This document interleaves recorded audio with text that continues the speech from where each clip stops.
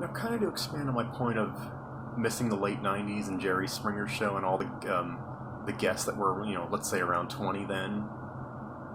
The best, I think, example I can give of it's when Generation X was still young and the media still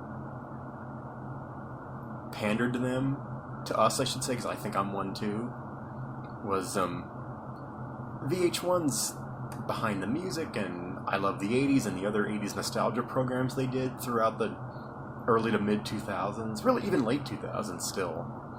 Now you think about it, not only was it not that long ago, but some of the younger commentators were still only like 25. I mean, like, Pink was born in 1979. I don't know if she herself was ever on that many of them, but you get what I'm saying. And that's probably why they were so '80s heavy back then. They were appealing to young people that were kids back then. They were still, as I said, clubbing and partying and hadn't really settled down yet. And it's just a trip to think that someone like that's 40 years old now. That's I'm pretty close to it myself. So that's by no means old, not at all. But the vibe does change. It becomes like when they start becoming like quote unquote the moms and dads.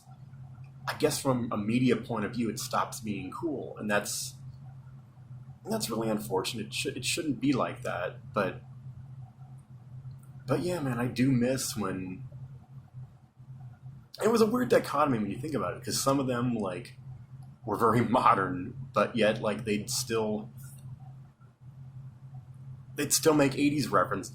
They'd still reference like '80s music and movies from their childhood, and that's why like. In 2005, I felt like it was still cool to reminisce about growing up in the '80s. It was still cool to be an '80s kid, and I'm not sure if it is today. And that's really unfortunate.